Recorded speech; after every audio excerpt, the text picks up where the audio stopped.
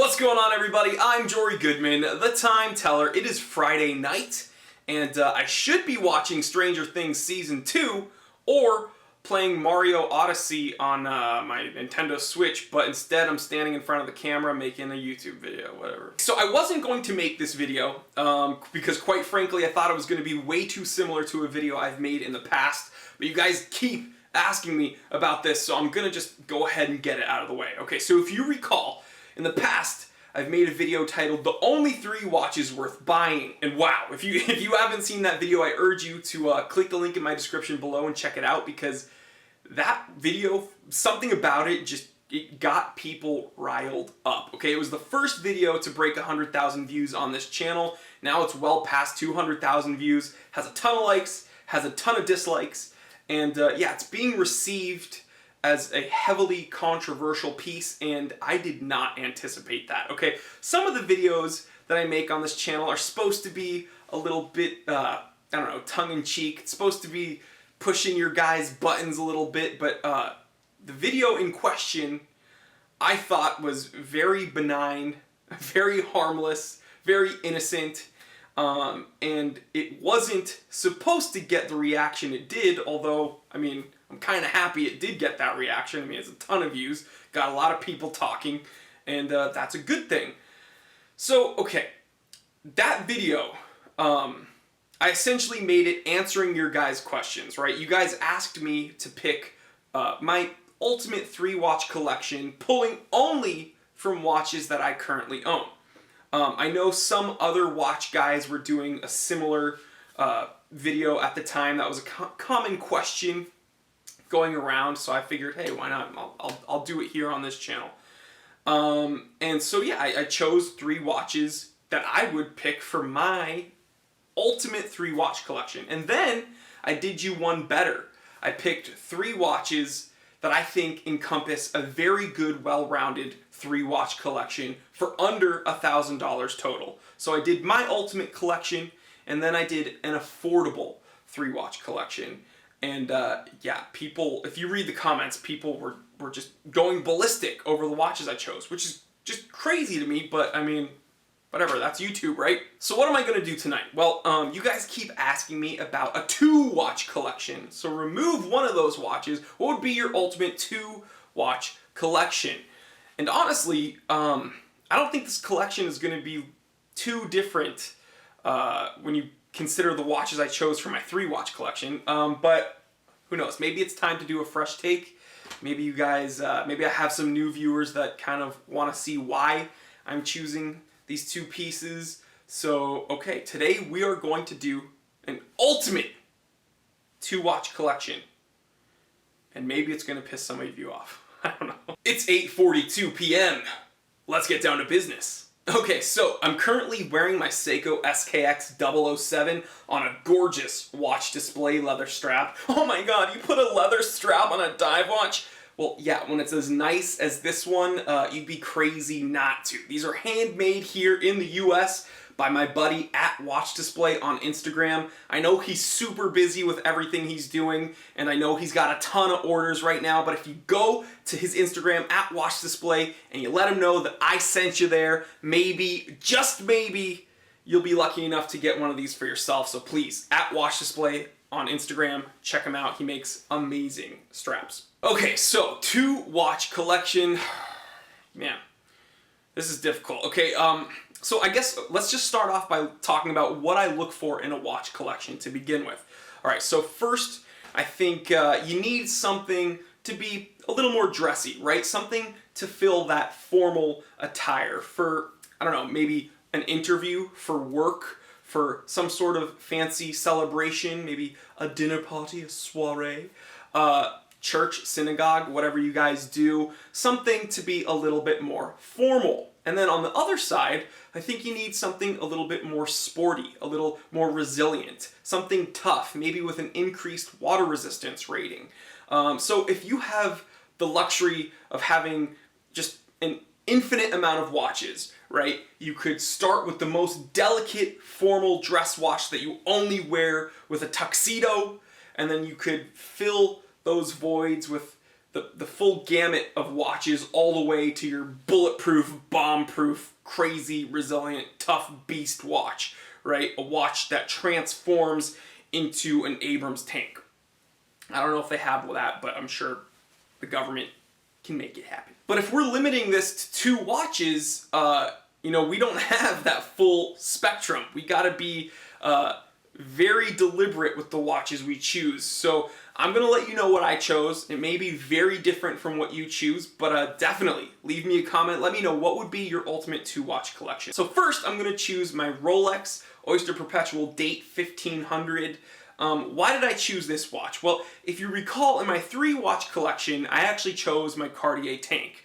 I think that's the ultimate dress watch. That would be my tuxedo watch. Very delicate, very refined. I think tanks are just the ultimate dress watch, period. But why did I choose this Oyster Perpetual Date? Well, I think because we have 2 watches, we need to be a little bit more well-rounded, and we need something a little bit more versatile. Okay, the tank you can't wear on a hike. I mean, you could, but I think it wouldn't be smart. It's just too delicate of a watch. I wouldn't wear that day to day. You could. There's no rules here, guys. I just think there are better watches to choose. And this Oyster Perpetual Date is definitely a more versatile, a bit more resilient watch. Okay, it's got like a 100-meter water resistance rating. It's got the Oyster Perpetual case. It's got the threaded crown.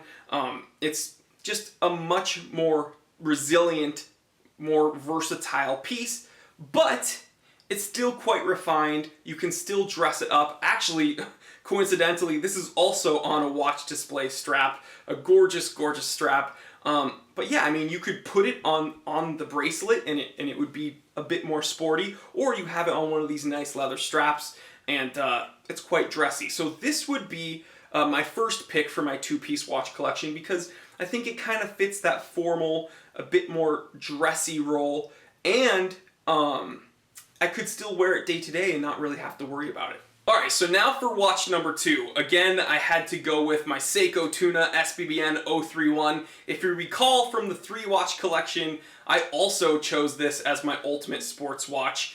And everybody was crying, why didn't you choose your Submariner? Why didn't you choose your Submariner? Well, guys, I mean, the Submariner's a great piece. I think it would piss people off if I chose 2 Rolexes for my 2-watch collection. But also, a Rolex Submariner is pretty much invisible nowadays, okay? Again, that's going to upset some people, but it's the truth. You put it on a Rolex Submariner, people won't look twice at it. You put this on, you immediately start getting questions about what it is. I think it's a much more interesting, much more unique watch. It is quartz. It has the high torque quartz movement. It's serviceable. It's got a 300-meter water resistance rating. I know a lot of people like to talk about wrist presence. Whatever that means, this has it for sure. It's a very cool, very tough, incredibly resilient watch that you can wear day to day.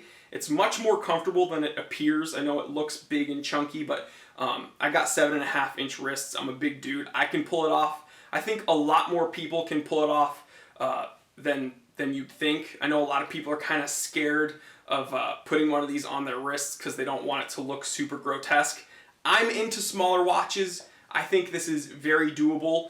And for me, these 2 watches kind of fill all the points needed. If I was limited, honestly, to 2 watches for the ultimate collection, I have a very good, somewhat subdued, day-to-day, dressy watch that is totally acceptable for formal occasions, for formal attire. And again, it's resilient enough to wear day to day. It's got a 100-meter water resistance rating with a threaded crown.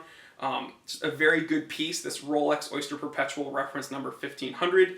And then, may seem a bit extreme, but for my sports watch / day-to-day wear, the Seiko Tuna SBBN 031 is a very good option. Okay, so now for my affordable 2-watch collection, because with my Rolex Date 1500, with my Seiko Tuna SBBN 031, you're looking above $4,000 to get both of those. So for a more affordable entry-level 2-piece collection, I think you'd have to begin, in my opinion, with the Seiko Sarbo 17 Alpinist. This is one of the coolest watches you can get at any price range, really. I think this does it all, okay? It's rugged, refined, it's gorgeous, it's tough. You can stare at it for hours. Honestly, such a cool watch. The Seiko Sarbo 17 has a 200-meter water resistance rating with a threaded crown, internal rotating bezel. It's got that amazing Seiko lume.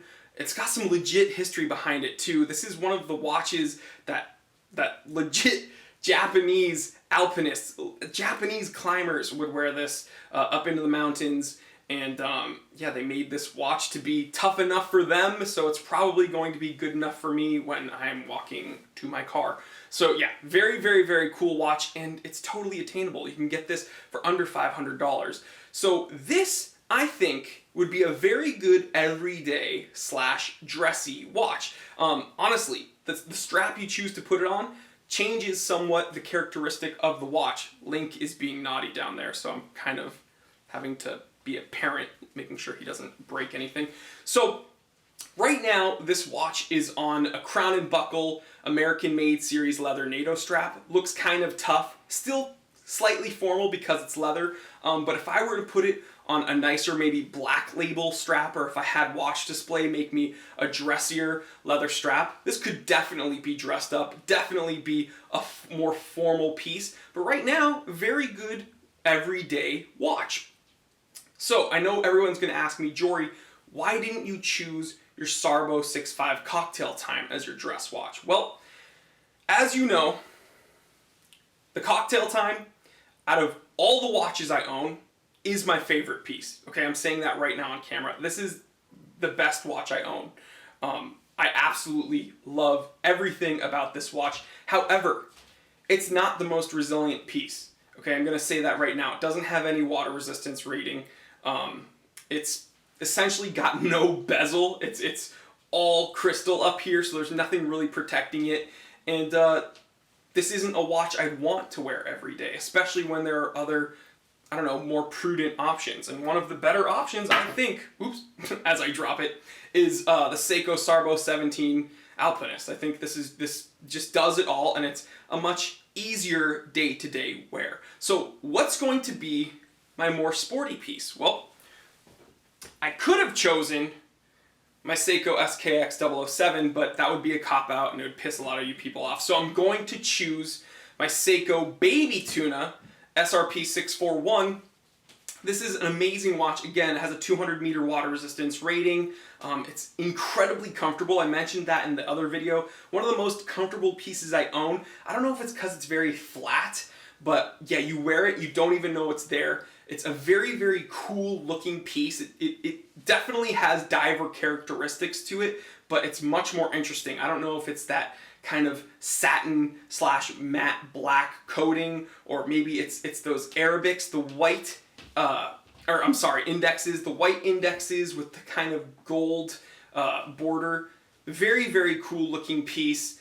So yeah, this would be my sports watch. So when you put these two together, you know, you have a very well-rounded collection. You got your everyday kind of formal dressy piece if you want it to be, and you got your again, everyday / more sporty piece. Just a very good two-piece combo. I know in the comments everybody's gonna be like, oh, is Seiko paying you? No, they're not, but I wish they were. So Seiko USA, what's up, baby? So yeah, this is my affordable two-piece collection.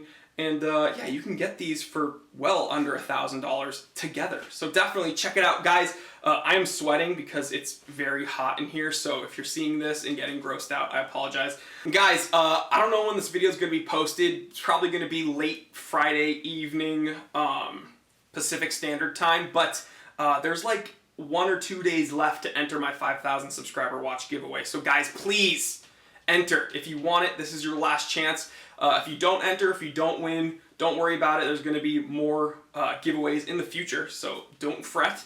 But guys, again, I want to thank you for taking me past 8,000 subscribers now. Woo! 10K is right around the corner. I can taste it. Let's get to 10K before 2018. Can we do it?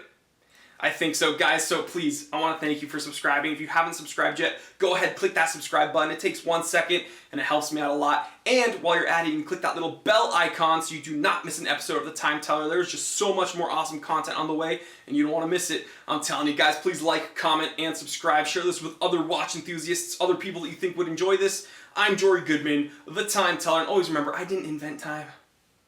I just tell it.